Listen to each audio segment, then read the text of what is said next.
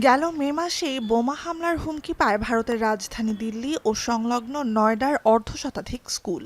ইমেইলে দেয়া সেসব হুমকি অবশ্য পরবর্তীতে ফাঁপা বুলি প্রমাণ হয়।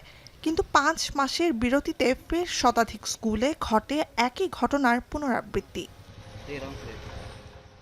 ভারতীয় সংবাদ মাধ্যম এনডিটিভির প্রতিবেদনে বলা হয়, স্থানীয় সময় শনিবার ভোর ৬টার দিকে একযোগে ইমেইলটি পাঠানো হয় ডিপিএস-আরকেপুরম সহ দিল্লির বেশ কটি স্কুলে। পুলিশ জানিয়েছে, চিলড্রেন অব আল্লাহ@outlook.com অ্যাড্রেস থেকে ব্যারি আল্লাহ নামে পাঠানো হয় মেইলগুলো।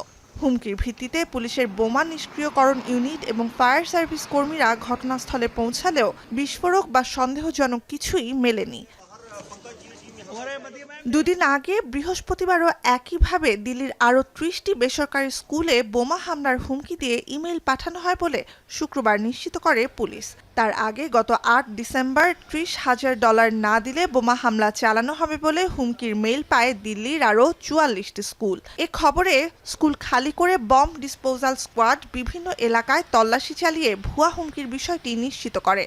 যদিও বারবার একই ঘটনায় আতঙ্ক বাড়ছে শিক্ষার্থী, অভিভাবক ও স্কুলের কর্মকর্তা-কর্মচারীদের মধ্যে। There is no disclosure of the bomb hoax call or something like that.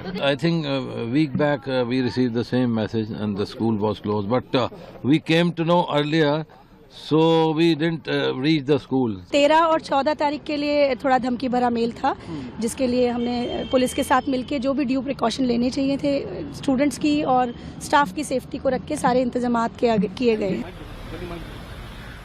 প্রাথমিক অনুসন্ধানের ভিত্তিতে বলা হচ্ছে, ডার্ক ওয়েব গ্রুপ থেকে হুমকি দিয়ে মেইল করা হচ্ছে স্কুলগুলোতে। ভুয়া হুমকি দেয়া ইমেলগুলোর উৎস দেশের বাইরে বলছে পুলিশ।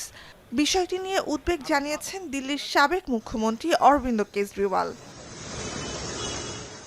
এর আগে শুক্রবার ভারতের বাণিজ্যিক রাজধানী খ্যাত মুম্বাইয়ের পুলিশ জানায়, দেশের কেন্দ্রীয় ব্যাংক রিজার্ভ ব্যাংক অব ইন্ডিয়ায় বোমা হামলার হুমকি নিয়ে তদন্ত চলমান। ব্যাংকের নবনিযুক্ত গভর্নর সঞ্জয় মালহোত্রার অফিসিয়াল ইমেইল অ্যাড্রেসে হুমকি বার্তাটি পাঠানো হয় রাশিয়া থেকে। চলতি বছর ভারতের কয়েক হাজার স্কুল, রেল স্টেশন, বিমানবন্দর আর বিমান সংস্থার কার্যালয়ে বোমা হামলার হুমকি পাওয়া গেছে। গেল নভেম্বর থেকে ডিসেম্বরের প্রথমার্ধ পর্যন্ত মাত্র ১.৫ মাসে প্রায় ১,০০০ হুমকির মেইল পেয়েছে বিমান সংস্থা আর বিমানবন্দর কর্তৃপক্ষ, যা ২০২৩ সালে পুরো বছরের তুলনায় ১০ গুণ বেশি। নুজহাত কামাল, এখন বিশ্ব।